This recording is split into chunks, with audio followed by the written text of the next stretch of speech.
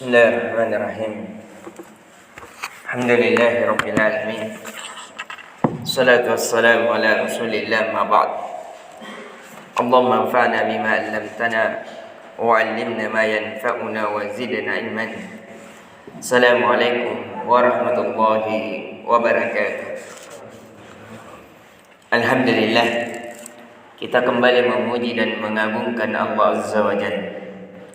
Disebabkan kelembutan dan keagungannya lah kita kembali dilembutkan oleh Allah Azza wa Jalla untuk melakukan ketaatan kepadanya dan berusaha untuk menjauhi segala larangannya. Dan di pertemuan kali ini kita akan melanjutkan dari kisah Nabi kita sallallahu alaihi wasallam. Dia adalah manusia yang terbaik dari seluruh manusia, mulai dari Nabi Adam hingga akhir penciptaan manusia. Dan alhamdulillah di pertemuan kali ini kita sudah memasuki dari kisah Nabi sallallahu alaihi wasallam ketika setelah hijrah ke Madinah. Ketika Nabi sallallahu alaihi wasallam telah sampai di Madinah, jadi perjalanan Nabi sallallahu alaihi wasallam menghabiskan perjalanannya dari Mekah ke Madinah itu selama 12 hari 12 malam. Selama 12 hari 11 malam. Itulah perjalanan Nabi sallallahu alaihi wasallam. Karena ketika kita melihat di peta, itu jarak antara Mekah dan Madinah itu jaraknya 430 kilo lebih. Kalau orang melakukan umrah, biasanya itu dia kalau memakai bis, yang dimana sekarang memakai bis tidak boleh lebih dari 100 kilo per jam, itu menghabiskan waktu 5 sampai 6 jam. Sedangkan kita Nabi kita sallallahu alaihi wasallam itu berjalan kaki.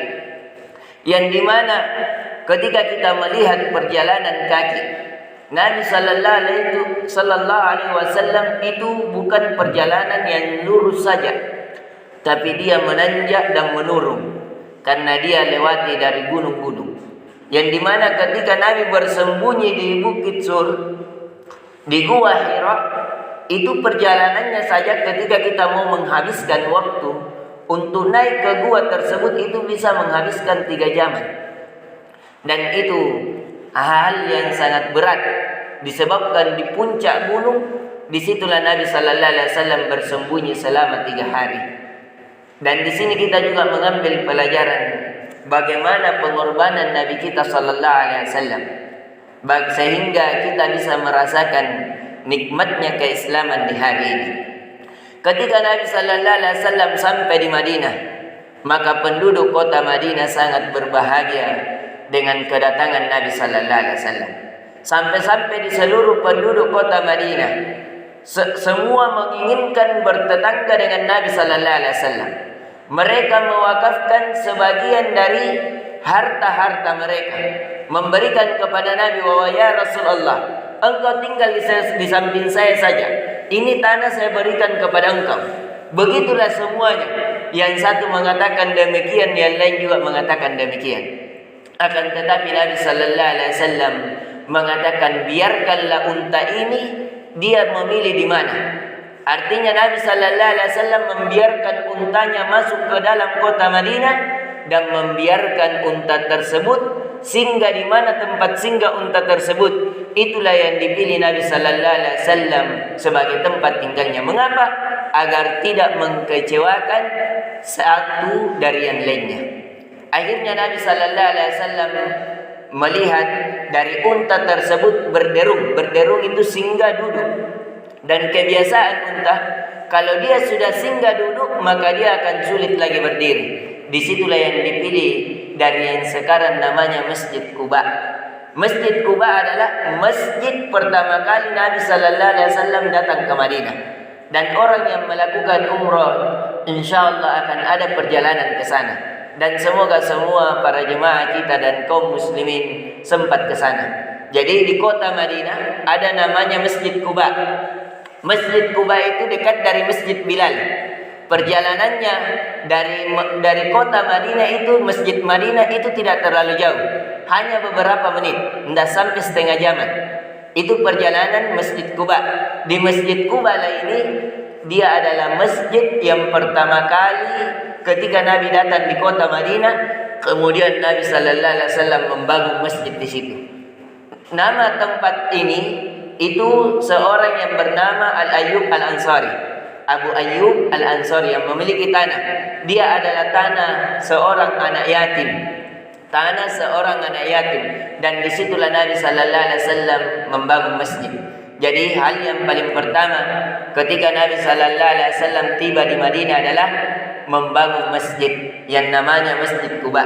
Dan hal yang kedua, ketika setelah terbangun masjid, maka Nabi sallallahu alaihi wasallam mengabarkan tentang dipersaudarakannya antara orang muhajirin. Muhajirin itu artinya orang yang berhijrah, orang yang meninggalkan tempat. Orang muhajirin dialah itu adalah orang-orang yang meninggalkan tempatnya dari Mekah ke Madinah. Sedangkan orang Madinah diberikan nama oleh Nabi sallallahu alaihi wasallam Al-Ansar. Ansar itu artinya orang yang menolong, dari kata nazara. Idza jaa nasrullah, ketika datang pertolongan Allah. Jadi Ansar adalah orang Madinah yang menolong orang-orang Mekah, sehingga dikatakan Ansar. Akhirnya Nabi sallallahu alaihi wasallam mempersaudarakan antara kaum Muhajirin yang berhijrah dari Mekah ke Madinah dan kaum Ansar, yaitu orang yang menolong orang-orang yang telah berhijrah dari kota Mekah ke Madinah. Ini yang bisa kita berikan, pelajaran yang kita bisa ambil di subuh kali ini tentang hijrah Nabi sallallahu alaihi wasallam, bahwasanya Nabi menghabiskan hijrahnya dengan berjalan kaki selama 12 hari dan sempat bermalam 3 hari di Gua Thawr, di Bukit Thur, Gua Hira. Dan Nabi sallallahu alaihi wasallam ketika tiba di kota Madinah, beliau langsung membangun masjid di rumah seorang anak yatim yang namanya Abu Ayyub Al-Ansari. Kemudian Nabi sallallahu alaihi wasallam mempersaudarakan antara kaum Muhajirin dan Ansar. Kemudian Nabi sallallahu alaihi wasallam di sini juga disyariatkan azan, dilakukan salat, kemudian dikumandangkan perang. Dikumandangkan perang yang paling pertama dilakukan oleh Nabi sallallahu alaihi wasallam adalah perang Muddan, yaitu yang terjadi di Abwa, tapi akan kita ceritakan insyaallah taala. Dan Nabi sallallahu alaihi wasallam menghabiskan, Nabi berperang 19 kali. Nabi berperang 19 kali dan ada 12 kali dari peperangan Nabi sallallahu alaihi wasallam itu Nabi yang perintahkan, tidak ikut serta langsung. Yang ikut serta Nabi sallallahu alaihi wasallam sekitar 17 sampai 19 peperangan. Insyaallah di pertemuan selanjutnya kita akan melanjutkan dari peperangan Nabi sallallahu alaihi wasallam. Ini yang bisa kita berikan, semoga memberikan manfaat. Subhanakallahumma bihamdik, asyhadu an la ilaha illa anta, astaghfiruka wa atubu ilaik. Assalamualaikum warahmatullahi wabarakatuh.